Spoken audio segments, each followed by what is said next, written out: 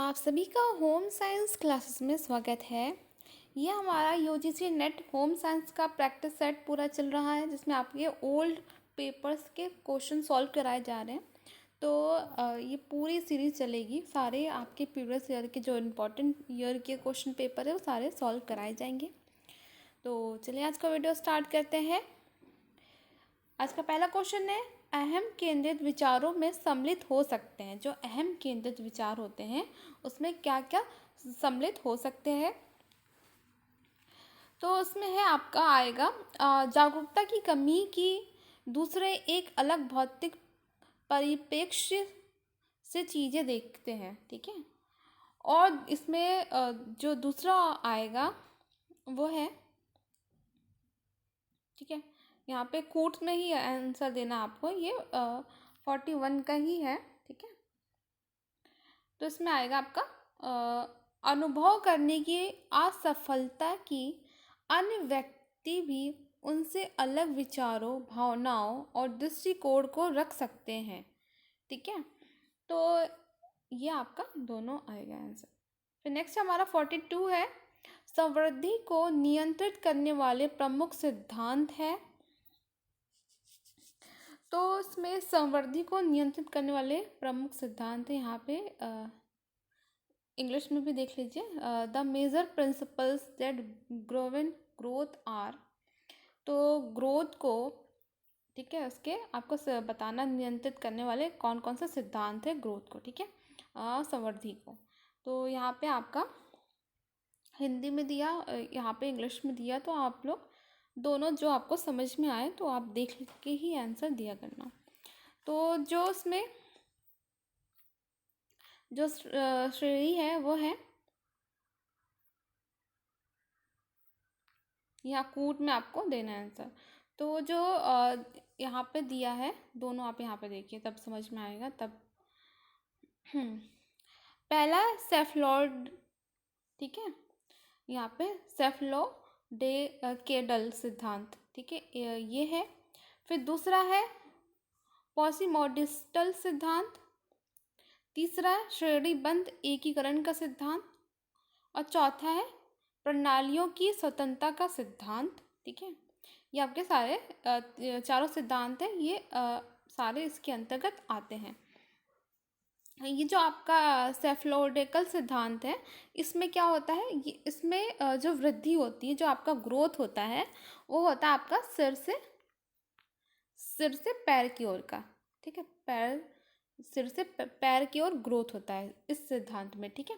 फिर आपका प्रोसीमोडिस्टल सिद्धांत, तो इसमें क्या होता है, इसमें होता है अंदर से बाहर की ओर होता है इसमें ग्रोथ। ठीक है, आप इसमें जो ग्रोथ होता है उसको आप देखेंगे कि इसमें अंदर से बाहर की ओर। फिर तीसरा इसमें है श्रेणीबद्ध एकीकरण का सिद्धांत। ठीक है, ये आपका क्या होता है, पहले आप एक सरल कार्य को करते हैं फिर कठिन कार्य को करते हैं। ठीक है, इसमें होता है। फिर आता है प्रणालियों की स्वतंत्रता का सिद्धांत। तो इसमें आपका आएगा कि जैसे कि आप किसी एक कार्य में माहिर हो जाएंगे, पहले सरल कार्य को करते करते आप इसको माहिर हो जाते हैं, तब आप कठिन कार्य को करते हैं। ठीक है, जब तक आप एक टुकड़ों में आप उसको बांट कर कार्य करते रहते हैं। पहले छोटे से स्टार्ट करके, मतलब जैसे सीढ़ियाँ होती हैं ना, आप स्टेप बाय स्टेप चढ़ते हैं तब ऊपर पहुँचते हैं, तो वो इसके अंतर्गत आता है। तो ये आपको समझ में आ गया होगा सिद्धांत का मतलब क्या है। ठीक है, ये सारे चारों सिद्धांत इसके अंतर्गत आते हैं। तो इसका ऑप्शन आपका जो सही होगा, ये 42 का जो होगा वो है आपका पहला। ठीक है, इसमें ए बी सी और डी दोनों सारे आते हैं। फिर नेक्स्ट है 43 का आपका है,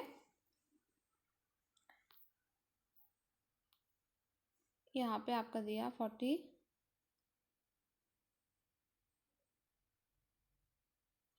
उदाहरण में किस प्रकार की भाषा का प्रयोग किया जाता है। अन्य 2 वर्ष के बच्चों की तरह अर्जुन कह सकते हैं, माँ बाय बाय और गेंद टूटी हुई है। उदाहरण में किस प्रकार की भाषा का प्रयोग किया जाता है। जब 9 महीने की राधा की माँ उससे बात करती है तो वह छोटे सरल वाक्यों, आवर्ती मूलक शब्दों और उच्च घात का प्रयोग करती है। तो इसमें उदाहरण में दिया गया 2 साल का बच्चा और 9 महीने की राधा की माँ, मतलब 9 महीने की एक बच्ची और 2 साल का बच्चा, इनको उदाहरण में आपको बताना है। ठीक है, ये आपका 43 क्वेश्चन है। तो ये आपका आएगा, यहाँ पे आपको ऑप्शन दिया गया है। तो ये किसका उदाहरण है? ये तार का उदाहरण है। ठीक है, तार यहाँ पे आप देख सकते हैं, तार टेलीग्राफिक जिसको इंग्लिश में कहते हैं, और इसका जो आएगा वो है शिशु निर्देशन। ठीक है, निर्देशित, ये आपका तार और शिशु निर्देशन का उदाहरण है ये। नेक्स्ट है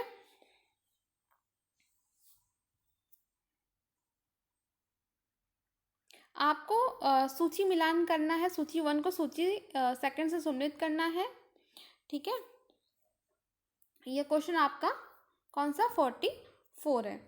तो सूची मिलान करना आपका, तो यहाँ पे देखिए पहला दिया गया आपका यहाँ पे मूल गुण, और यहाँ पे सूची 2 में दिया गया है एरिक्सन के मनोसामाजिक चरण। तो यहाँ मूल गुण और उसके जो चरण दिए गए हैं किस चरण में आता है।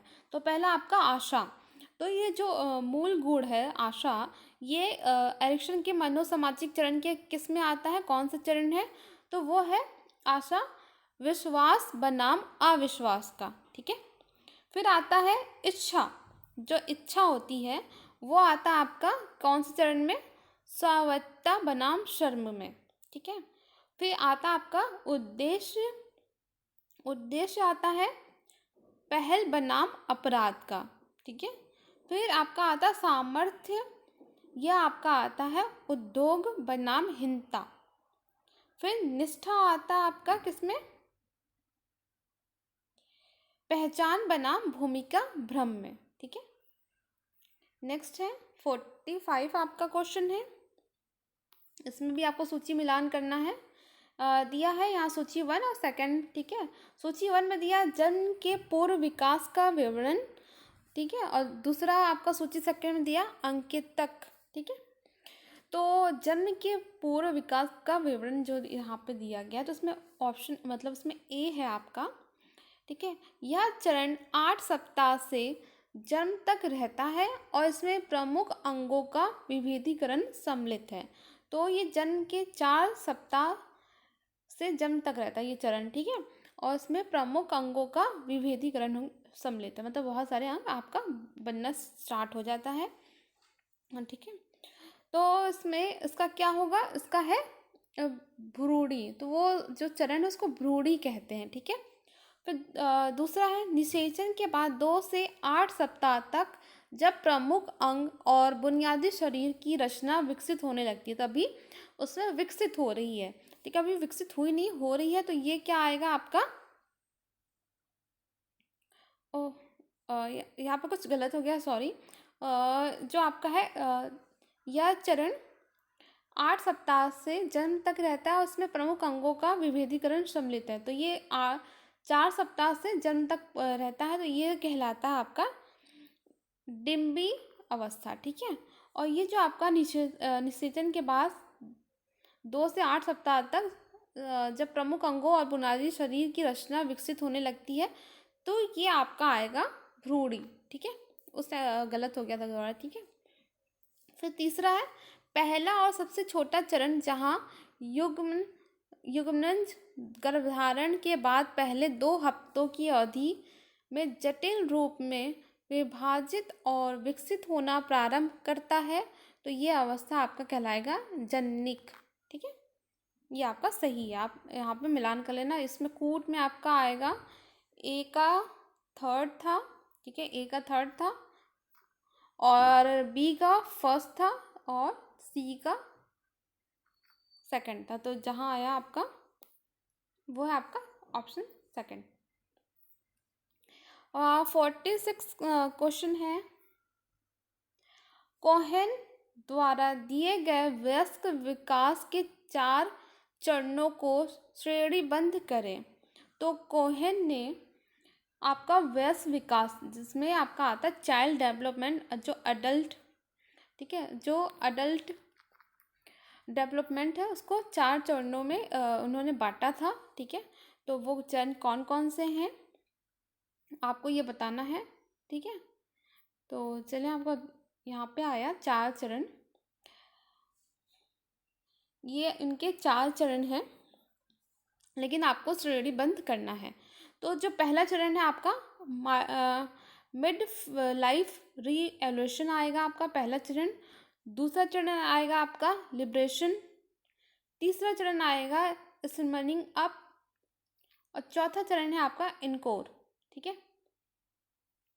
तो आपको ये चरण आपको याद होना चाहिए। और जो आपका ये चरण है ये एज के अकॉर्डिंग डिवाइड किया गया है, ठीक है। जो पहला चरण है मिड लाइफ रिलेशन, इसमें क्या होता है, रुके आपको ऐसे नहीं समझ में आएगा, रुक आपको समझाना पड़ेगा।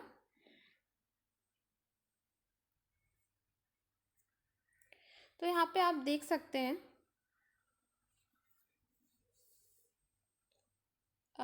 यहाँ पर देख सकते हैं, यहाँ पे नीचे एज दी गई है, ये ऊपर ऊपर आपके सारे चरण दिए गए हैं सीक्वेंस के साथ। देखें आपका पहला चरण है माइल्ड लाइफ रीएवोल्यूशन, ठीक है। ये आपका एज आपका 35 से आपका चलता है 65 की एज तक ये चलता है, जिसमें आप अपने अंदर देखते हैं, अपने आप सीखते हैं, मोटिवेट होते हैं, और ये मतलब आपको ऊर्जा इसके अंदर आपकी शक्ति होती है, आप बहुत कुछ करना चाहते हैं। फिर आपका आता है लिबरेशन, जिसमें आप अंदर अपने इसकी एज लिमिट होती है 55 से 75 के बीच, ठीक है। ये दूसरा आपका चरण है जिसमें आप खुद से अपने अंदर देखते हैं, ठीक है। आप ये सोचते हैं आप क्या कर सकते हैं आप, ठीक है।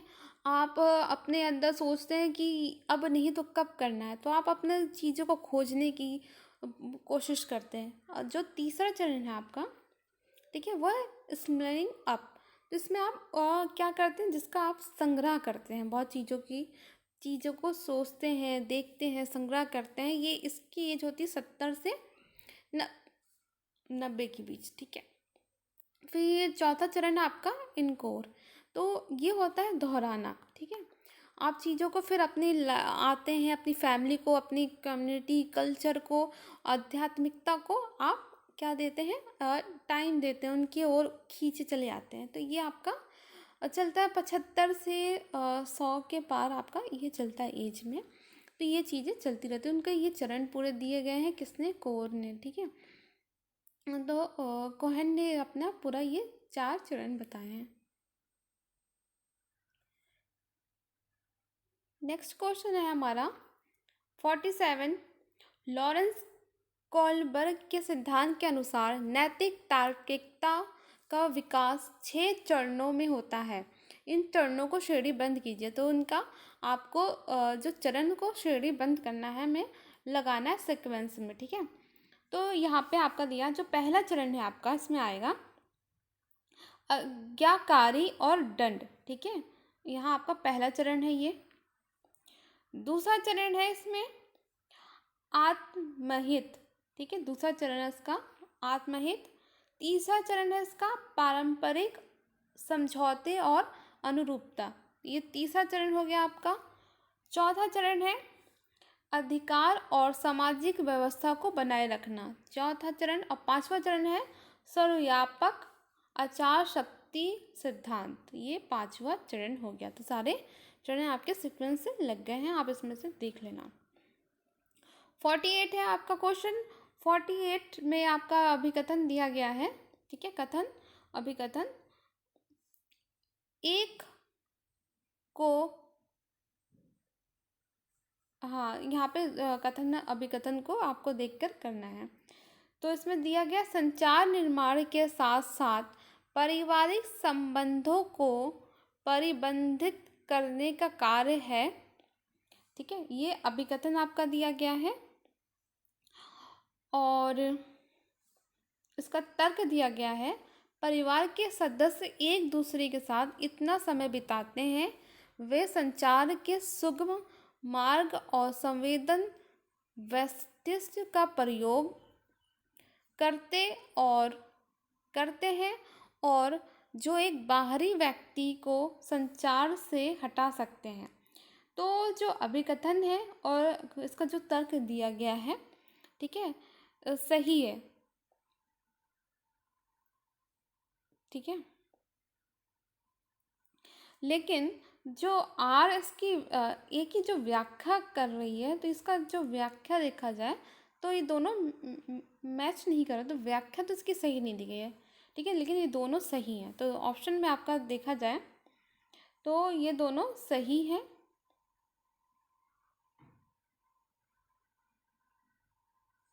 ठीक है, नेक्स्ट है 49।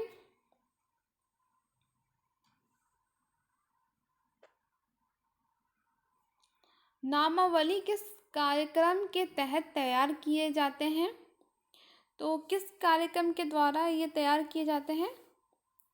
ये जो नामावली है वो तैयार किया जाता है आपका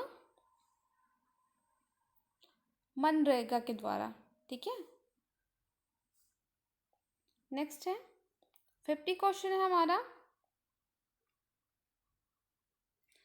निम्नलिखित में से कौन सा ICDS के तहत, ठीक है, ICDS के तहत प्रदान की जाने वाली सेवाओं का एक घटक नहीं है? तो इसमें नहीं है पूछा। ठीक है, तो इसमें जो नहीं है वो आपको बताना है। इसमें जो है प्रतिरक्षण ये बिल्कुल होता है, संप्रेषण सेवाएं ये भी होता है, औपचारिक शिक्षा ये भी दी जाती है, जो अनुपूरक पोषण है ये नहीं दी जाती है। बताएं, दी जाती है कि नहीं दी जाती है? दी जाती है। जो नहीं है वो आपको बताना है, तो वो है आपका औपचारिक शिक्षा, ये नहीं दी जाती। तो ऑप्शन थर्ड इसका सही होगा। ठीक है, लेकिन और आपको कमेंट करके बताना है जो ICDS है, ठीक है, कब लागू किया गया, तो जल्दी आप कमेंट करके बताइए। आज के लिए इतना ही क्वेश्चन, नेक्स्ट आपका स्टार्ट किया जाएगा 51 से। ठीक है, और वीडियो पसंद आया करे तो प्लीज़ वीडियो में कमेंट करके बताइए